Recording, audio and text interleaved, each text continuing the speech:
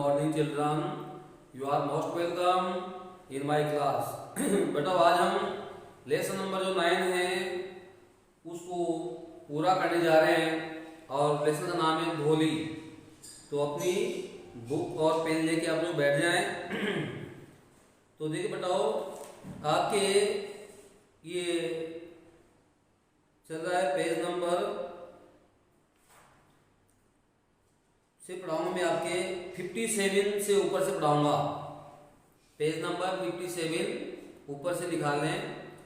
भोली did not know, भोली नहीं जानती थी what exactly a school. Exactly बिल्कुल या ठीक ठीक स्कूल कैसा होता है। एंड वॉट हैपेंड देयर और वहां क्या होता है। हैपेंड है तो बताओ गठित होना, नोट कर लो गठित होना। वॉट हैपेंड वहां क्या होता है विद्यालय में, देर इज वहां। But she was glad to find परंतु भोली प्रसन्न थी। ग्लैड खुश, टू फाइंड पाकर, सो मेनी गर्ल्स यानी बहुत सी लड़कियों को। सो मेनी गर्ल्स लिख लो, बहुत सी लड़कियों को पाकर खुश थी। Almost of her own age, almost of का मतलब होता है संभवतः, लगभग लगभग होता है लगभग लगभग। हर अवन एज प्रेजेंट देर, जो लड़कियां वहां पर उपस्थित थी वह लगभग लगभग उसकी उम्र की ही थी। शी होप्ड भोली को आशा थी दैट की वन ऑफ दीज गर्ल्स कि इन लड़कियों में से एक लड़की माइट बिकम हर फ्रेंड। माइट का मतलब संभवतः, संभवतः उसकी सहेली बन जाएगी। ऐसा भोली को क्या थी, आशा थी कि जो जितनी भी लड़कियां यहाँ पर है उनमें से कोई ना कोई लड़की मेरी सहेली जरूर बन जाएगी। द लेडी टीचर, और जो लेडी टीचर थी यानी शिक्षिका, who was in the class जो कक्षा के अंदर थी, वॉज सेइंग वह शिक्षिका या अध्यापिका बोल रही थी, समथिंग यानी कुछ कुछ, टू द गर्ल्स यानी लड़कियों से। कक्षा में जो अध्यापिका थी लड़कियों से कुछ कह रही थी। बट भोली कुड अंडरस्टैंड नथिंग, परंतु भोली कुछ भी नहीं समझ सकी। नथिंग यानी कुछ नहीं। She looked at the pictures, भोली ने पिक्चर जो थी चित्रों की ओर देखा। कहाँ थी, ऑन द वॉल, दीवार के ऊपर जो चित्र लगे हुए थे भोली ने उनकी तरफ देखा। द कलर्स फैसिनेटेड हर, और चित्रों के जो कलर थे रंग थे उनसे भोली फैसिनेटेड हो गई, मोहित होना लिख लो, मोहित होना, या उन चित्रों के कलरों ने भोली को मोहित कर दिया। द हॉर्स वॉज ब्राउन, घोड़ा कैसा था, ब्राउन यानी भूरे कलर का। जस्ट लाइक ठीक उस प्रकार का। द हॉर्स ऑन विच जिस घोड़े के ऊपर the tehsildar had come to visit, visit यानी तो दौरे पर आना। तहसीलदार साहब जिस घोड़े पर राइड करके सवार होकर के दौरे पर आए थे, देर विलेज यानी उनके गांव में। घोड़ा उसके समान ब्राउन था। द गोट वॉज ब्लैक, बकरी काली थी। लाइक यानी के समान, the goat of their neighbour, अरे उनके पड़ोस में एक व्यक्ति के पास में जो बकरी थी ना काले रंग की, वैसी बकरी का चित्र था। द पैरट वॉज ग्रीन, और तोता हरे कलर का था। लाइक द पैरट्स, और उन तोतों के समान। शी हैड सीन, अरे जिन तोतों को भोली ने देखा था, इन द मैंगो ऑर्चार्ड यानी आम के बगीचे में। ऑर्चार्ड का मतलब होता है गार्डन, बगीचा, नोट कर लो। ऑर्चार्ड यानी बगीचा या बाग। एंड द काव वाज जस्ट लाइक, और जो गाय का चित्र था जस्ट लाइक यानी ठीक उस प्रकार का था देयर लक्ष्मी यानी उनकी लक्ष्मी जो गाय थी उसके समान गाय का चित्र था। एंड सडनली और अचानक भोली नोटिस्ड और अचानक भोली ने देखा दैट की द टीचर वाज स्टैंडिंग अध्यापिका खड़ी थी बाय यानी पास में हर साइड यानी उसकी बगल में या उसके पास में शिक्षिका खड़ी थी। स्माइलिंग एट हर और शिक्षिका भोली की तरफ मुस्कुरा रही थी। व्हाट इज योर नेम और शिक्षिका ने भोली से पूछा। लिटिल वन यानी नन्ही बच्ची। लिटिल वन मीन्स क्या होता बेटा नन्ही बच्ची या छोटी बच्ची से उस अध्यापिका ने पूछा व्हाट इज योर नेम आपका नाम क्या है। तो भोली ने बोलने की कोशिश की। पहले तो कहा भ भो भो और वह पूरा नाम नहीं ले पाई। She could stammer no further. देखो बेटा वह आगे नहीं बोल सकी। शी कुड स्टैम्पर यानी हक लाने के कारण। शी कुड स्टैम्पर स्टैम्पर हक लाना नो फर्दर हक लाने के कारण वह आगे नहीं बोल सकी। फर्दर यानी मतलब आगे नोट कर लो स्टैम्पर यानी हक लाना ठीक है ना। देन डेट यहाँ हक लाने के लिए आया बताइए यानी उसके कारण यानी हक लाने के कारण भोली आगे नहीं बोल पाई। Then she began to cry फिर नहीं बोल पाई तो भोली ने क्या किया रोना शुरू कर दिया। क्राई यानी होता है बेटा रोना या चिल्लाना यहाँ लगेगा रोना। भोली ने रोना शुरू कर दिया। And tears flowed from her eyes और देखो हर आईज यानी उसकी आंखों से टीयर्स यानी होते आंसू और फ्लोड यानी बह निकले यानी भोली की आंखों से आंसू बह निकले। इन अ हेल्पलेस फ्लड यानी विवश। हेल्पलेस का मतलब होता है विवश बाढ़ की तरह यानी ऐसा बाढ़ जिसको रोका नहीं जा सकता है। ऐसे आंसू जिनको रोका नहीं जा सकता था भोली की आंखों से बह निकले। She kept her head down और भोली ने क्या कर लिया अपने सिर को नीचा कर दिया। डाउन का मतलब नीचा। एज क्योंकि और जैसे ही सी सेट इन हर कॉर्नर और वह कहाँ बैठी हुई थी उस कक्षा के कमरे कोने में बैठी हुई थी। कॉर्नर यानी कम कोना होता है। Not daring to look up अब देखो भोली के अंदर नॉट डेयरिंग हिम्मत नहीं होना उसके अंदर हिम्मत नहीं थी। टू लुक अप ऊपर देखने की हिम्मत नहीं थी। एट द गर्ल्स लड़कियों की तरफ हु यानी जो शी न्यू और उसे पता था। शी न्यू वह जिनको जानती थी उसे पता था। Were still laughing at her यानी भोली को यह पता था कि वो जो लड़कियां थी कक्षा में बैठी हुई थी वे लड़कियां स्टिल यानी अभी भी लाफिंग कर रही थी यानी हंस रही थी। तो भोली को हिम्मत नहीं हुई ऊपर देखने की। और देखो आगे when the school bell rang जब स्कूल की घंटी बजी all the girls scurried out. Scurried out का मतलब होता है छोटे छोटे तेज कदमों से बाहर जाना। स्क्वीरिड आउट छोटे छोटे तेज कदमों से बाहर जाना। तो छोटी लड़कियां जो वहां पर थी कक्षा के अंदर अपने छोटे छोटे कदमों से ऑफ द क्लासरूम यानी कक्षाओं से बाहर चली गई। But Bholi dare not leave her corner परंतु भोली के अंदर अपने कोने को छोड़ने की हिम्मत नहीं थी। लीव यानी होता है छोड़ना और कॉर्नर यानी कोना। अपने कोने को छोड़ने की हिम्मत नहीं थी। हर हेड स्टिल लोवर्ड अभी भी उसका जो सिर था लोवर्ड था अर्थात झुका हुआ था। She kept on सोबिंग kept on यानी जारी रहना और सोबिंग यानी होता है सुबकना। अभी भी उसने सुबकना जारी रखा, अर्थात अभी भी वह सिसकियां भर रही थी। कौन?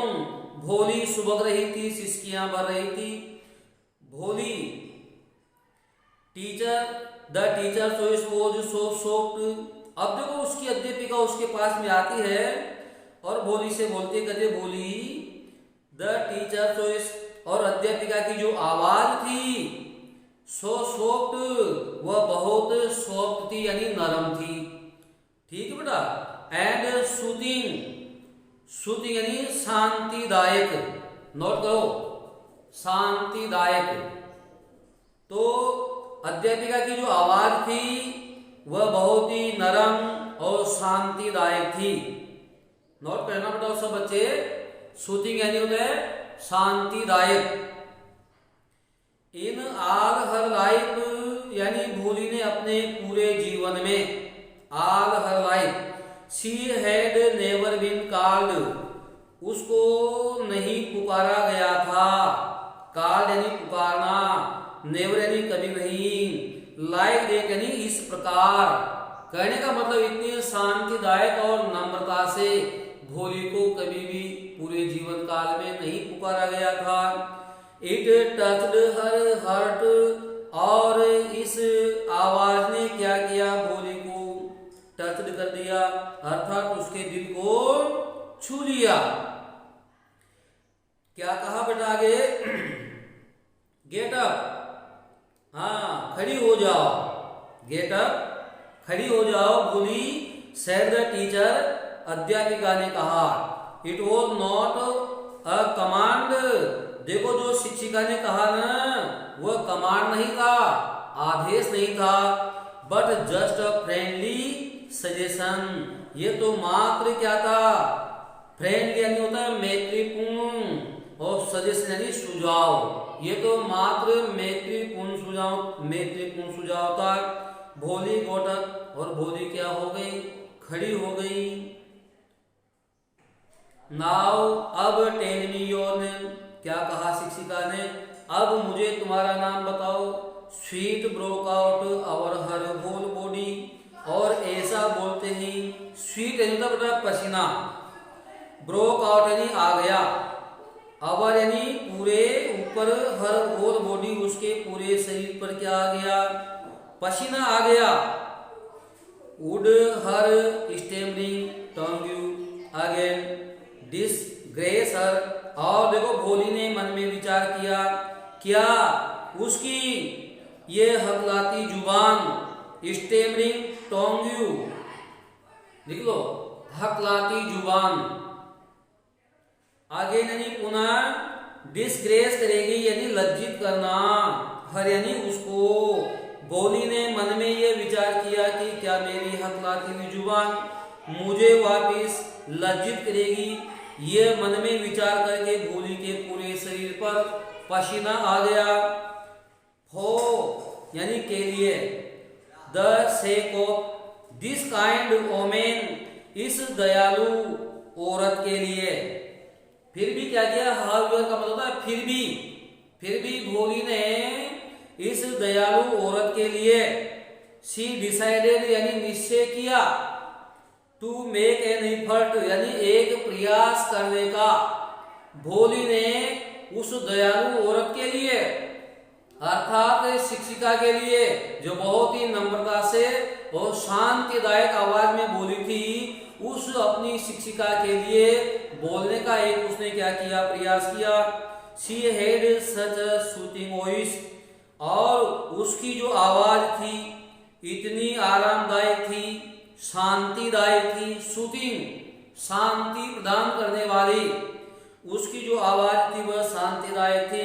She would not laugh at her, और वो शिक्षिका उस पर नहीं हंस रही थी, वह तो केवल उसको मोटिवेट कर रही थी, वह उसके ऊपर हंस नहीं रही थी।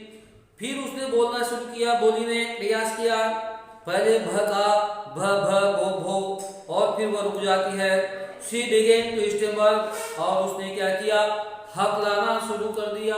स्टेमर यानी हकलाना।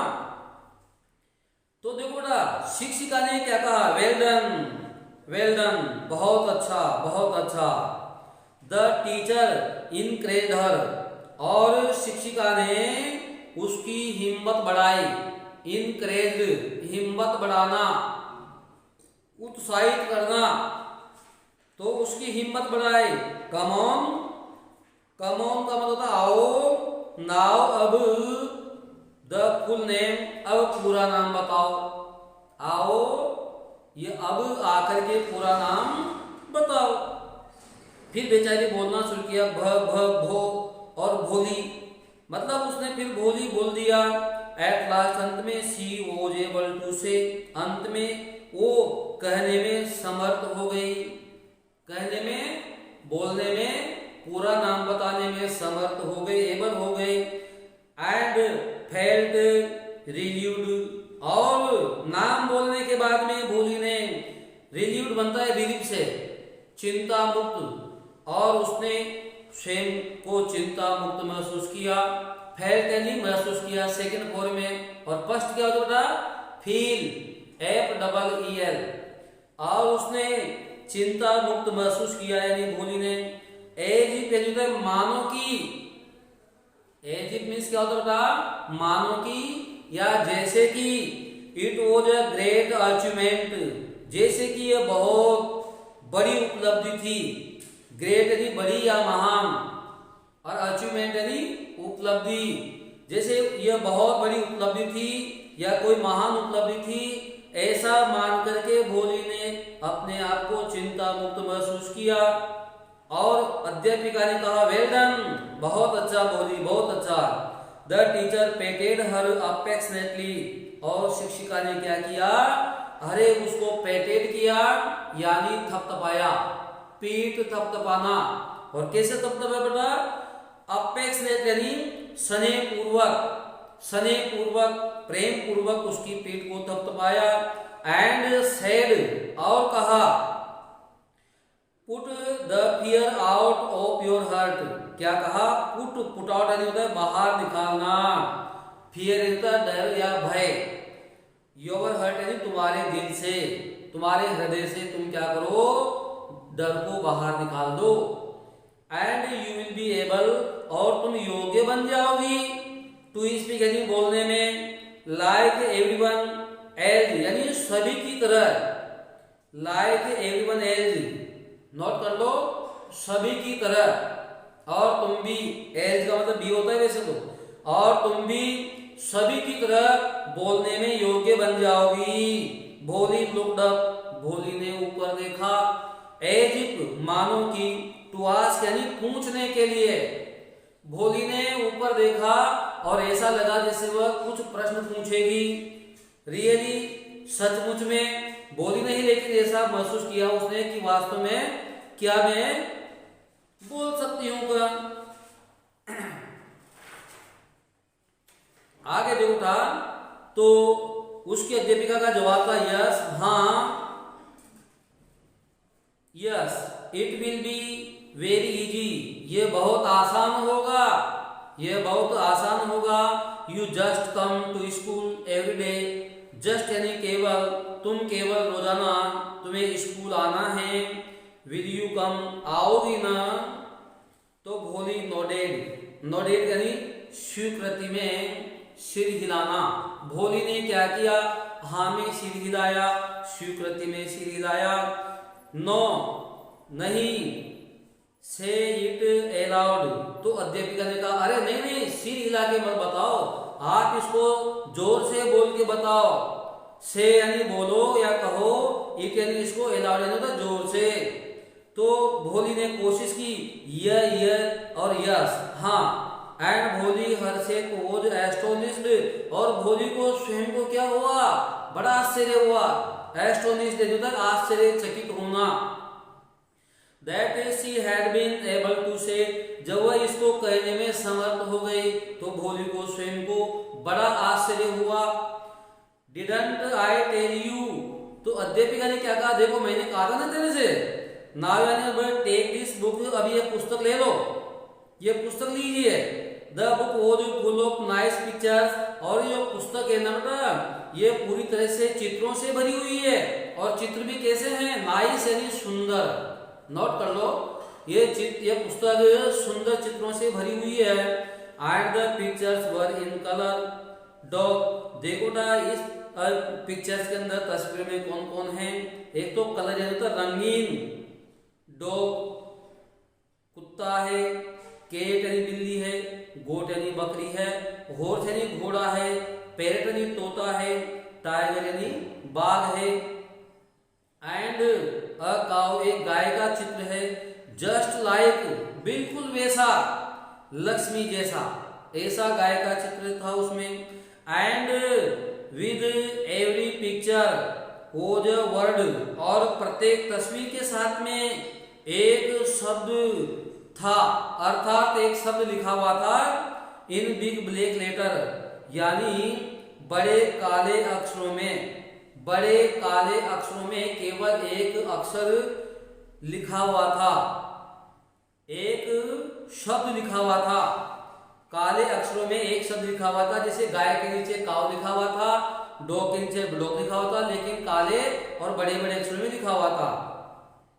इन 1 मंथ, एक महीने में, you will be able to read this book, अरे तुम इस पुस्तक को पढ़ने में योग्य बन जाओगी, समर्थ हो जाओगी। एबल यानी योग्य होना। देन फिर आई विल गिव यू, फिर मैं तुम्हें दूंगी, अ बिगर बुक, इससे बड़ी पुस्तक। बिगर डिग्री ऑफ कॉम्पेरेटिव, इससे बड़ी पुस्तक दूंगी फिर मैं 1 महीने के बाद में। देन तत्पश्चात अ स्टील बिगर वन, फिर इसके बाद में इससे बड़ी और दूंगी मैं तुम्हें। इन टाइम यू, और समय आने पर। इन टाइम का मतलब बेटा समय, सही समय। तो समय आने पर you will be more learned, तुम बहुत अच्छी या अधिक ज्यादा सीख जाओगी। मोर यानी अधिक, और लर्न यानी सीखना, तुम अधिक सीख जाओगी।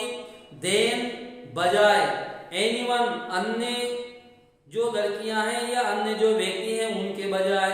एज इन द विलेज, गांव में जो अन्य लोग हैं, हर एक उन अन्य लोगों के बजाय तुम उनसे ज्यादा सीख जाओगी। Then no one will ever be able to laugh at you, फिर क्या कहा शिक्षिका ने, नो वन यानी कोई नहीं, will ever be, ever be, ever का मतलब कभी भी, एबल यानी समर्थ होना, और लाभ यानी हंसना, फिर कोई भी तुम पर हंसने में योग्य नहीं होएगा, समर्थ नहीं होगा, अर्थात फिर तुम पर कोई भी नहीं हंसेगा। People will listen to you, और क्या कहा अध्यापिका ने, लोग तुम्हें सुनेंगे। लिसन टू यू, लोग आपको सुनेंगे। विद रेस्पेक्ट यानी सम्मान के साथ में। And you will be able, और तुम योग्य बन जाओगी टू स्पीक यानी बोलने में। विदाउट द स्लाइटेस्ट स्टेमर, थोड़ी सी हकलाहट के बिना, यानी बिना हकलाए, थोड़ी सी बिना हकलाए तुम बोलने में योग्य बन जाओगी, हकलाओगी नहीं। स्लाइटेस्ट यानी थोड़ा सा या थोड़ी सी, स्टेमर यानी तो हकलाना, और विदाउट यानी के बिना।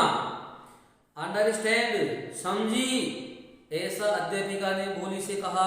नाउ अब गो होम, अब घर जाओ।